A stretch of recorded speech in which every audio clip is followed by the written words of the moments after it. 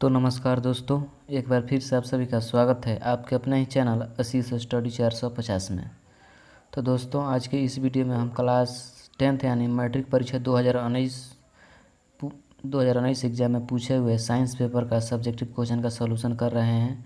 और ये solution matric exam 2019 यानी साइंस पेपर का सॉल्यूशन कर रहे हैं और ये 5वां वीडियो है। इससे पहले मैं 4 वीडियो ऑलरेडी अपलोड कर चुका हूँ। अगर आप उस वीडियो को नहीं देखे हैं तो हमारे चैनल के प्ले लिस्ट में जाकर आप उस वीडियो को देख सकते हैं और हमारे टेलीग्राम से जुड़ सकते हैं अगर पीडीएफ पाना चाहते हैं तब। ठीक है, टेलीग्राम का लिंक इस वीडियो के डिस्क्रिप्शन में दे दिया हूँ। उस लिंक पर क्लिक करके आप हमारे टेलीग्राम से जुड़ सकते हैं, जिस पर आप सभी को सभी प्रकार के पीडीएफ मिलेंगे और सभी सब्जेक्ट का। ठीक है, तो चलिए देख लेते हैं। आज की इस वीडियो में हम लगभग 23 से लेकर 28 तक के सब्जेक्टिव क्वेश्चन को देखेंगे, जो कि मैट्रिक एग्जाम 2019 में पूछा हुआ है। ठीक है, इससे पहले मैं 22 तक अब सब्जेक्टिव क्वेश्चन को बता चुका हूं। अगर आप उस वीडियो को नहीं देखे हैं तो हमारे चैनल के प्ले लिस्ट में जाकर आप उस वीडियो को देख सकते हैं, या इस वीडियो के डिस्क्रिप्शन में 4th यानी चौथा वीडियो का लिंक देते हैं। उस लिंक पर क्लिक करके आप चौथा नंबर वीडियो देख सकते हैं। तो चलिए देख लेते हैं प्रश्नों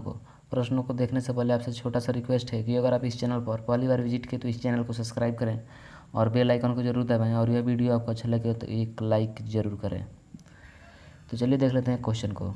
यहाँ पर 23 नंबर क्वेश्चन पूछा गया था, देख सकते हैं आप सभी। यहाँ पर 23 नंबर यहाँ पर 100 परागण तथा पर परागण में अंतर लिखें। यहाँ पर आप सभी को साफ साफ नहीं दिखाई दे रहा होगा, थोड़ा धुंधला हो चुका है ये।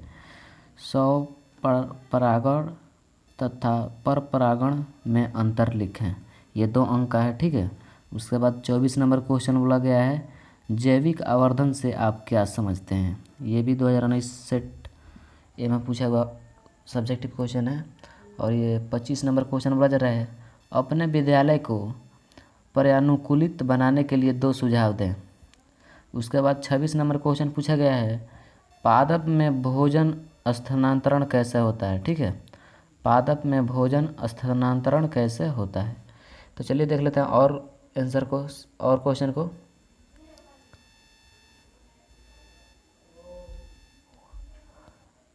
यहाँ पर दीर्घोत्तरीय क्वेश्चन है जो कि बायोलॉजी से लिया गया है। ठीक है, और लघु उत्तरीय प्रश्न थे 4 में आप सभी को ऊपर बताया, वो भी बायोलॉजी चैप्टर से थे, बायोलॉजी सब्जेक्ट से थे। ठीक है, तो यहाँ पर बोला गया है प्रश्न 27 और 28 दीर्घोत्तरीय प्रश्न है, इनमें से किसी एक प्रश्न का उत्तर देना होगा। आप सभी के मैट्रिक एग्जाम 2021 में इसी प्रकार का पेपर मिलेगा, जिसमें से एक आपको बोला जाएगा बनाने के लिए। तो आपकी कोई भी बना सकते हैं, 27 नंबर या 28 नंबर, दोनों में से कोई एक बना सकते हैं। तो 27 नंबर में क्वेश्चन में बोला गया है, मानव पाचन तंत्र का स्वच्छ नामांकित चित्र बनाकर पाचन क्रिया को समझें। ये 5 अंक का है। ठीक है, उसके बाद यहाँ पर 28 नंबर क्वेश्चन बोला गया है, मानव मस्तिष्क की संरचना का वर्णन करें। ये भी 5 मार्क्स का है। तो चलिए देख लेते हैं इन सारे सब्जेक्टिव क्वेश्चन का आंसर को। ठीक है, तो चलिए देख लेते हैं क्वेश्चन के आंसर को। देखिए, यही प्रश्न पूछा गया था, 100 परागण और पर परागण में अंतर बताएं, 2 अंक का था। ठीक है, तो इसको उत्तर में हम लिखेंगे, उत्तर यहाँ पर लिख देंगे। उसके बाद लिखेंगे पराग कणों का स्त्रीकेसर के वर्तिकाग्र तथा स्थानांतरण या संचारण को परागकण कहा जाता है, परागण कहा जाता है। ठीक है, एक बार फिर से मैं आप सभी को पढ़कर बता देता हूँ। उत्तर में लिखेंगे, पराग कणों का स्त्रीकेसर के वर्तिकाग्र तक स्थानांतरण या संचारण को परागण कहा जाता है। उसके बाद लिखेंगे, 100 परागण एवं पर परागण में अंतर इस प्रकार है। उसके बाद 2 कॉलम बनाएंगे इस प्रकार, देख सकते हैं। उसके बाद लिखेंगे, एक कॉलम में लिखेंगे 100 परागण, उसके बाद दूसरा कॉलम में लिखेंगे पर परागण, और उसमें लिखेंगे फर्स्ट में, जिसमें 100 परागण लिखे हैं उसमें लिखेंगे फर्स्ट लाइन देकर कि जब एक ही पुष्प में पराग कण उसी पुष्प के वर्तिकाग्र पर पहुँचते हो तब इसे 100 परागण कहते हैं। उसके बाद सेकंड में लिखेंगे, यानी पर परागण में, जब एक पुष्प के परागकण दूसरे पौधे पर अवस्थित पुष्प के वर्तिकाग्र से पहुँचते हैं तब उसे पर परागण कहते हैं। उसके बाद फर्स्ट में फिर लिखेंगे हम 2 नंबर देकर, स्वयं परागण में पुत्री पौधे मार्त पौधे के समान होते हैं। उसके बाद हम पर परागण में लिखेंगे सेकंड नंबर देकर, पर परागण में नए गुण वाले पुत्री पौधे प्राप्त होते हैं। उसके बाद फिर से हम फर्स्ट यानी 100 परागण में लिखेंगे थर्ड नंबर, इस प्रकार पर परागित फूलों से उत्पन्न बीजों के दुर्बल होने की प्रतिशतता बढ़ जाती है। उसके बाद पर परागण में लिखेंगे यहाँ पर 2 नंबर कॉलम में थर्ड नंबर, इस प्रकार परागित फूलों से उत्पन्न बीज अधिक जीवन क्षम होते हैं, ठीक है। इस प्रकार लिखेंगे तो आपको पूरे 2 अंक मिल जाएंगे। उसके बाद देख लेते हैं अगला आंसर को। उसके बाद पूछा गया था 24 नंबर क्वेश्चन में, जैविक आवर्धन से आप क्या समझते हैं। तो इसका आंसर लिखेंगे, विभिन्न साधनों द्वारा हानिप्रद रसायनों का हमारी आहार श्रृंखला में प्रवेश करना तथा उनके हमारे शरीर में सांद्रित होने की प्रक्रिया को जैव आवर्धन कहते हैं। इन रसायनों का हमारे शरीर में प्रवेश विभिन्न विधियों द्वारा हो सकता है। एक बार फिर से आप सभी को मैं इसका आंसर पढ़कर सुना देता हूँ। लिखेंगे जैविक आवर्धन से आप क्या समझते हैं, तो उत्तर देकर लिखेंगे, विभिन्न साधनों द्वारा हानिप्रद रसायनों का हमारी आहार श्रृंखला में प्रवेश करना तथा उनके हमारे शरीर में सांद्रित होने की प्रक्रिया को जैव आवर्धन कहते हैं। इन रसायनों का हमारे शरीर में प्रवेश विभिन्न विधियों द्वारा हो सकता है, ठीक है। इस प्रकार हम लिखेंगे तो आपको 2 अंक मिल जाएंगे। और यहाँ पर 2 अंक का ये है, देख सकते हैं आप सभी साइड में। तो ये हो गया 24 नंबर क्वेश्चन का आंसर, जैविक आवर्धन से आप क्या समझते हैं, इसका आंसर हो चुका। उसके बाद देख लेते हैं 25 नंबर क्वेश्चन का आंसर को। यहाँ पर 25 नंबर क्वेश्चन बोला गया था, अपने विद्यालय को पर्यानुकूलित बनाने के लिए 2 सुझाव दें। ये 2 अंक का है। तो उत्तर लिखेंगे, अपने विद्यालय को पर्यानुकूलित बनाने के लिए 2 प्रमुख सुझाव इस प्रकार है। फर्स्ट में लिखेंगे, वृक्षारोपण कर एवं विद्यालय के आंतरिक एवं सभी दिशाओं के बाहरी भागों को स्वच्छ साफ सुथरा रखेंगे। प्रत्येक दिन झाड़ू लगे एवं निम्नीकरणीय एवं अनिम्नीकरणीय कचरा को अलग अलग जमा कर सही जगह में ठिकाना लगाएंगे। ये फर्स्ट हो गया। उसके बाद सेकंड में लिखेंगे, सेकंड में हम लिखेंगे 2 नंबर को, मतलब सेकंड में, विद्यालय के छत पर प्रकाश वोल्टिक सेल और सौर ऊर्जा लगाकर कम से कम खर्च में विद्युत बनाकर प्रयोग करेंगे, ठीक है।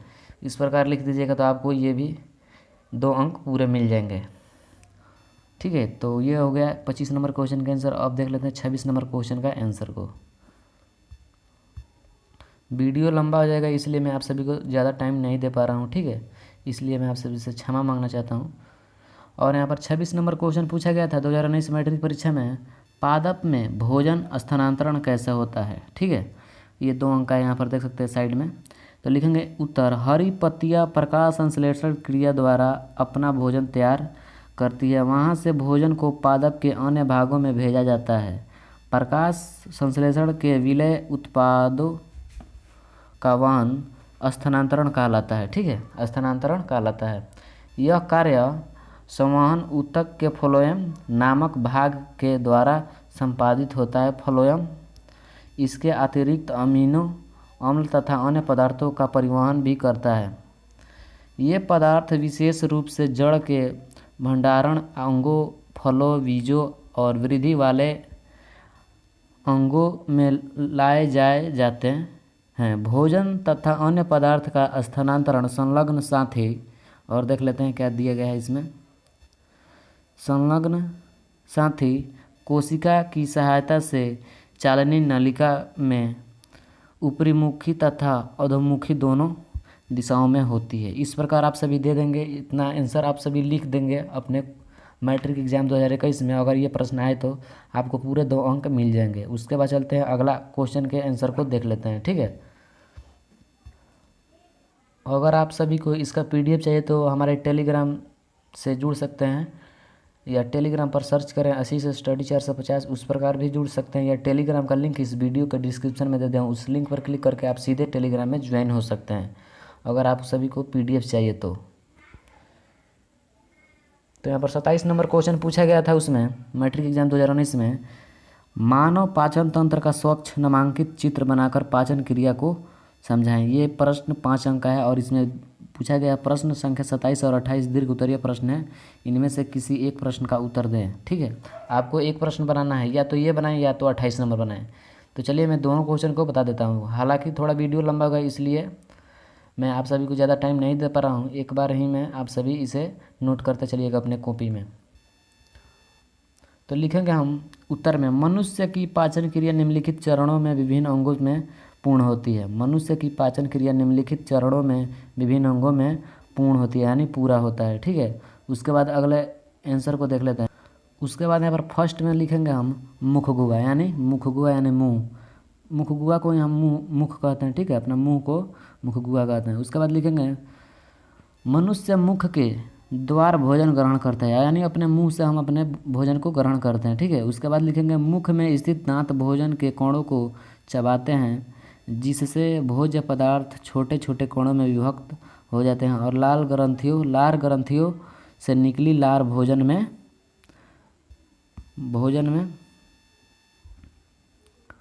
यहाँ पर दिया गया है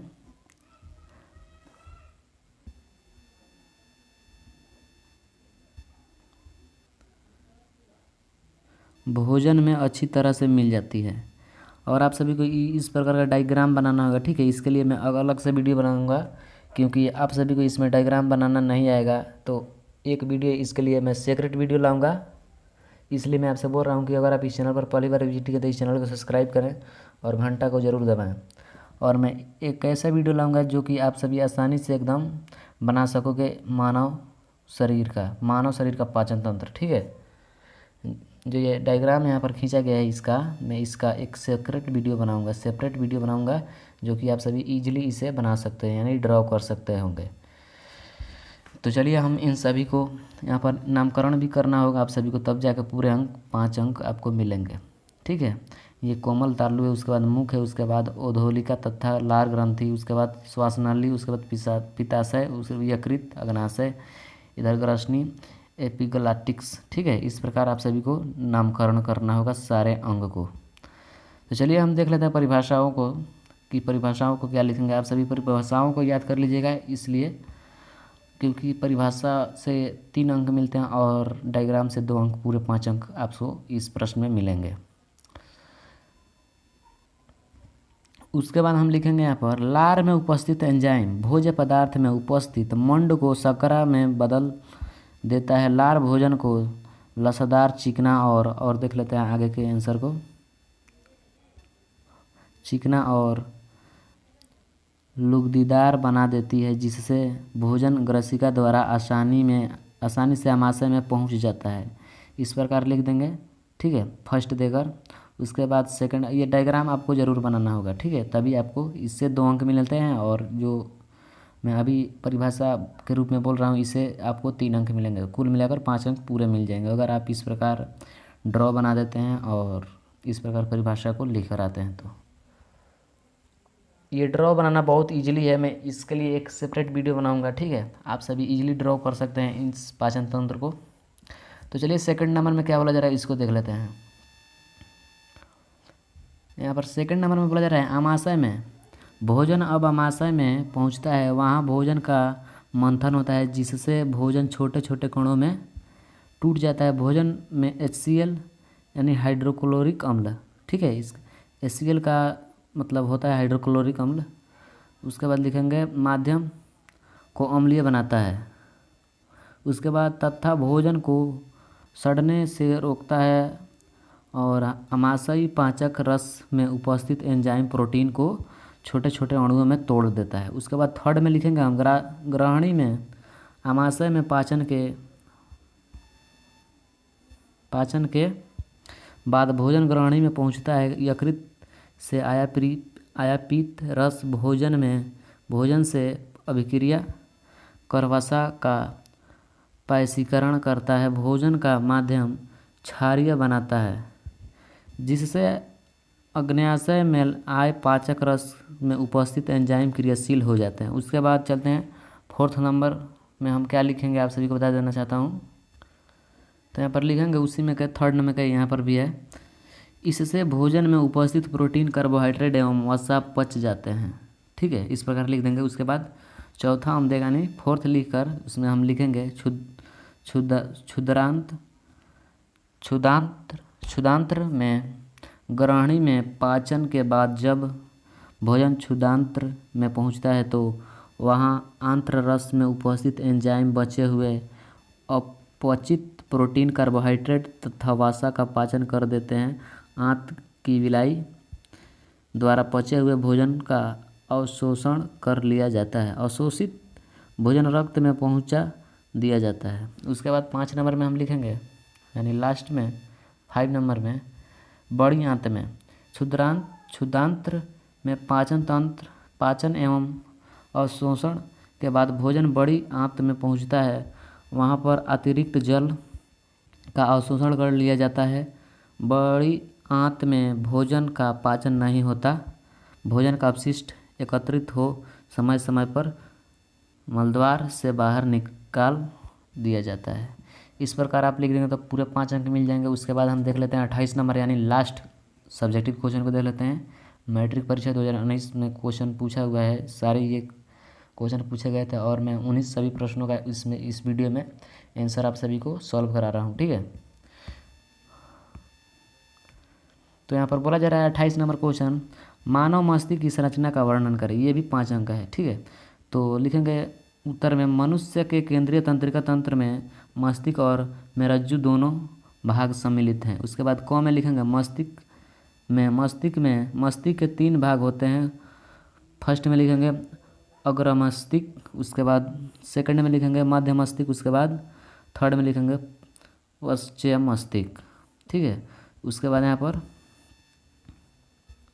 फर्स्ट हम लिखकर अग्र मस्तिष्क लिखेंगे। उसके बाद पूरे मस्तिष्क का 2/3 भाग अग्र मस्तिष्क होता है। यह मस्तिष्क का प्रमुख भाग है। इसके 2 हिस्से हैं, प्रमस्तिष्क तथा डायनसिफेलान। ठीक है, डायनसिफेलान। उसके बाद लिखेंगे प्रमस्तिष्क निपुणता, बुद्धिमत्ता, चेतना और स्मरण शक्ति का आधार है। आँख, नाक, कान, त्वचा और जिह्वा नामक 5। उसके बाद और देख लेते हैं आंसर को। उसके बाद यहाँ पर आप सभी को ड्रॉ भी करना होगा मस्तिष्क का। ठीक है, इस प्रकार नामकरण भी करना होगा कि किस पार्ट का क्या नाम है। ठीक है, जैसे यहाँ पर दिया गया है प्रमस्तिष्क, उसके बाद दरारें, उसके बाद मध्य मस्तिष्क मेंडुला, यहाँ पर अवलटंगटा, उसके बाद यहाँ पर अनुमस्तिष्क, उसके बाद सुषुम्ना, उसके बाद नाड़ी, उसके बाद पोन्स। इस प्रकार आप सभी को नामकरण करना होगा, तब आपको पूरे 5 अंक दिए जाएंगे। ठीक है, तो चलिए हम परिभाषा को देख लेते हैं। हालांकि ये वीडियो तो बहुत लंबा हो जाएगा, इसलिए मैं आप सभी से क्षमा मांगना चाहता हूँ, क्योंकि इस पर ये 5वां वीडियो है, यानी लास्ट वीडियो है। ठीक है, तो हम परिभाषा के रूप में लिखेंगे, ज्ञानेंद्रिय या सीधा संबंध इसी से है। यही उनसे प्राप्त प्रेरणाओं का विश्लेषण और समन्वय करता है। ऐच्छिक क्रियाओं को कराने वाला मुख्य तंत्र यही है। इसी के मेंडुला कारण अवलटंगा, यहाँ पर लिखा गया मुख्य तंत्र यही है। इसी के मेंडुला अवलटंगाटा कारण हम घृणा, द्वेष, प्रेम, सहानुभूति आदि संवेदनाओं को प्रकट करते हैं। यही हमें नई पुरानी बातों को याद कराता है।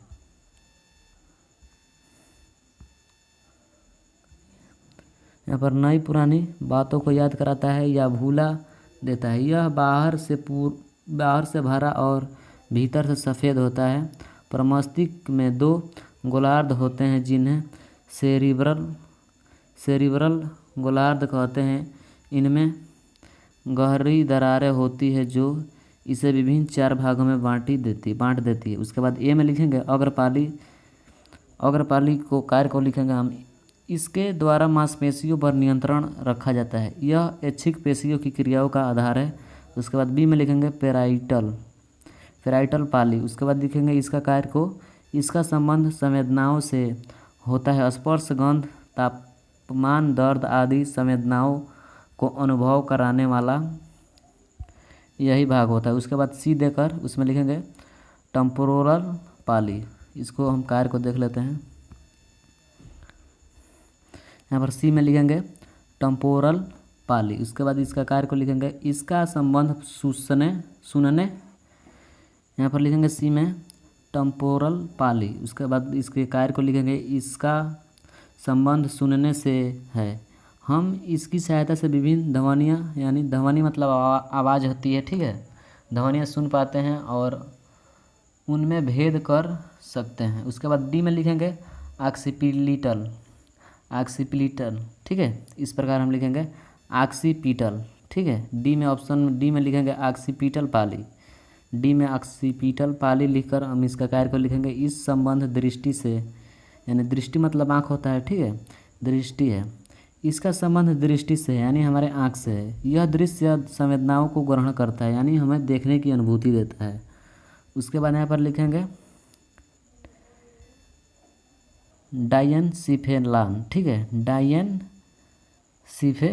उसके बाद इसका कार्य को लिखेंगे मस्तिष्क का यह भाग अत्यंत महत्वपूर्ण कार्य करता है, ठीक है,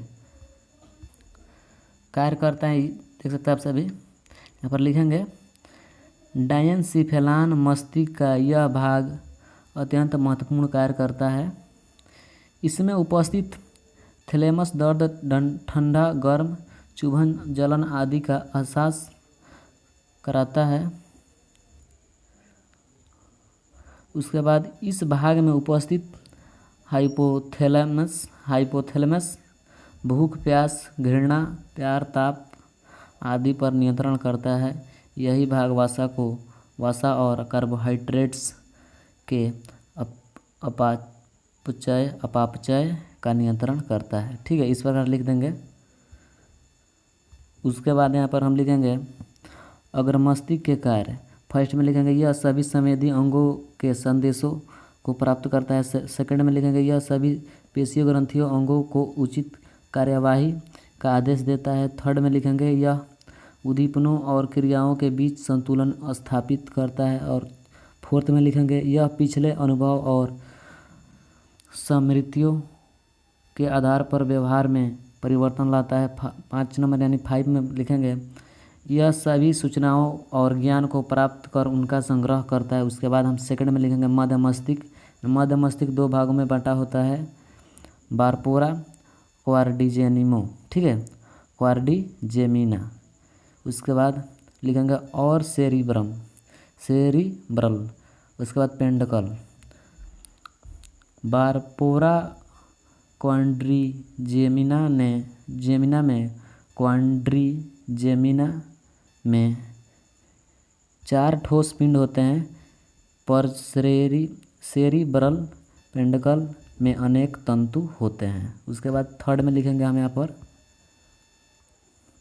देख सकते हैं मस्तिष्क का ये अंदर का भाग है, इसको भी आप सभी को नामकरण करना होगा।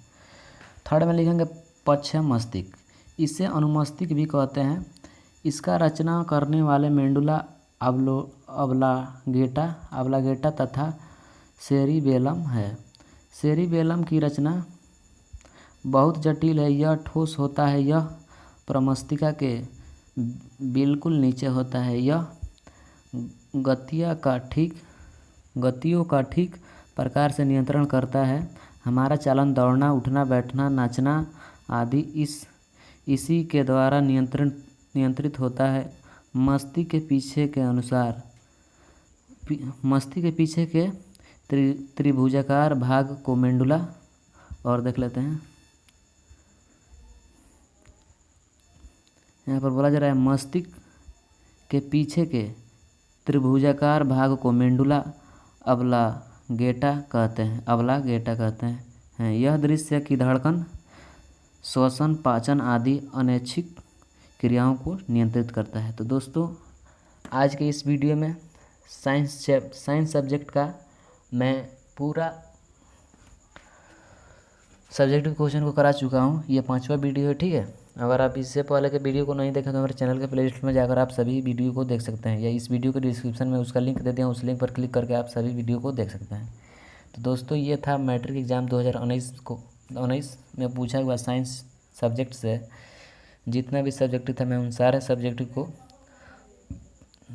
आप सभी के सामने प्रस्तुत कर चुका हूँ। तो दोस्तों आज की इस वीडियो में इतना ही, मिलेंगे अगले वीडियो में और अगले किसी नए टॉपिक के साथ। तो दोस्तों आज की इस वीडियो में इतना ही, मिलेंगे अगले वीडियो में। वीडियो को अंत तक देखने के लिए आप सभी का बहुत बहुत धन्यवाद। अगर आप और सब्जेक्ट का चाहते हैं 2019 या 2020 का, तो इस वीडियो का कमेंट बॉक्स में कमेंट करें, मैं उस पर वीडियो बनाने का पूरा कोशिश करूँगा, ठीक है।